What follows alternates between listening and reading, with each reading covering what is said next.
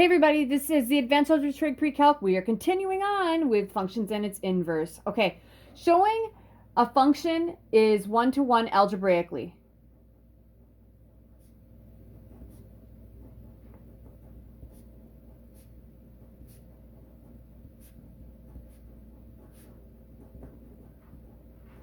Remember, if it's one-to-one, that means the function and its inverse are both functions.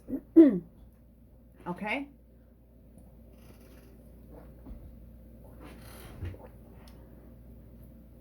Okay. If a function is one-to-one, f of x, and its inverse, I'm going to call it g of x just because I think there's too many f's, it gets confusing.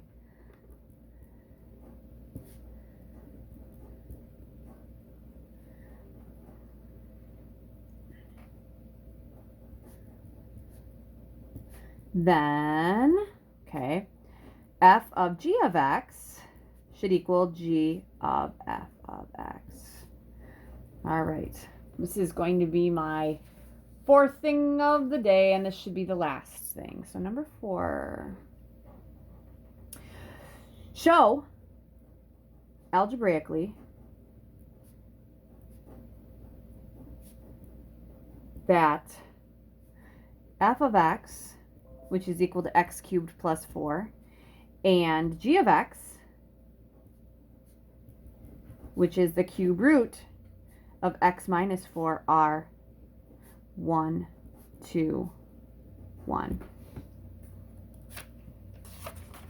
Yeah. And we're going to actually show this with one of them that we did as well. Okay? So here's what you have to show that it's one-to-one algebraically.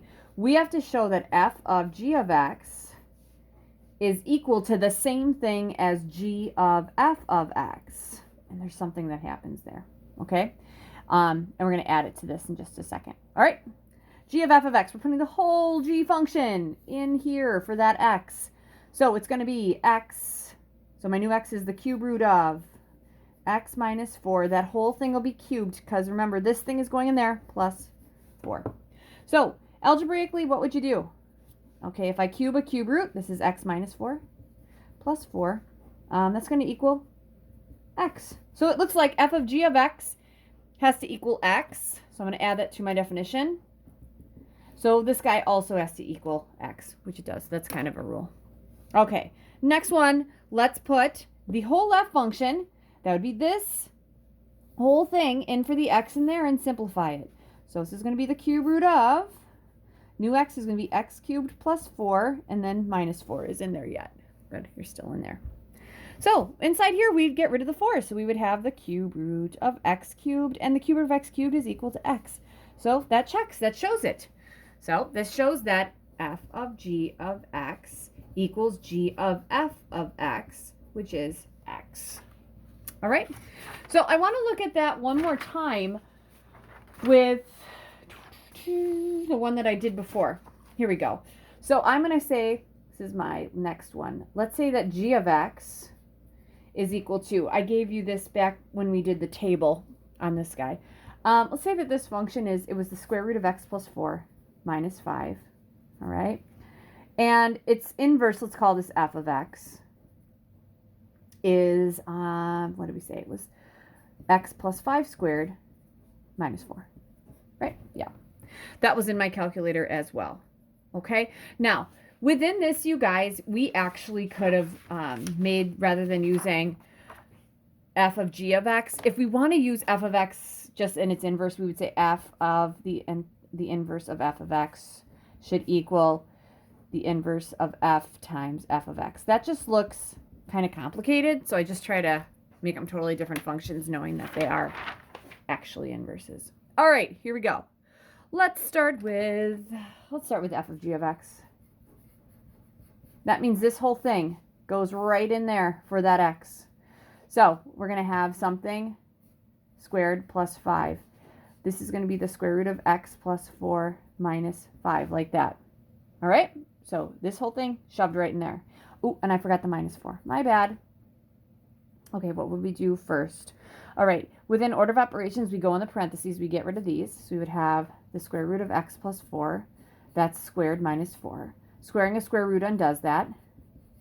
That equals x, which is good because I needed that. Now, g of f of x. Let's take the whole f function, this whole thing, and shove it right in there. So I'm going to have the square root of something plus 4. That something's got to be x plus 5 squared minus 4. And then the minus 5 goes on the outside. Right? So looking at order of operations again, what do you do first? Inside the root, this is 0, so you're going to have the square root of x plus 5 squared. Right? And then I still have minus 5 out here. Squaring a square root, this would be x plus 5. That undoes it. Minus 5. This equals x, and that checks. Okay? So it's algebraically showing it. Okay?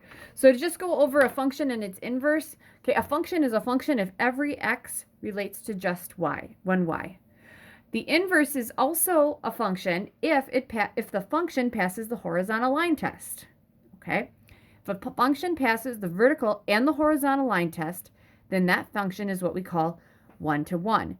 If a function is one-to-one, then we should be able to do something like this and say f of g of x and g of f of x should both equal x if they're one-to-one. Now, if I have a function and I want to find its inverse graphically, I'm going to make a table of the function and then I'm going to flip the x's and y's to find the inverse. When I graph those points, they should be symmetric about the line y equals x.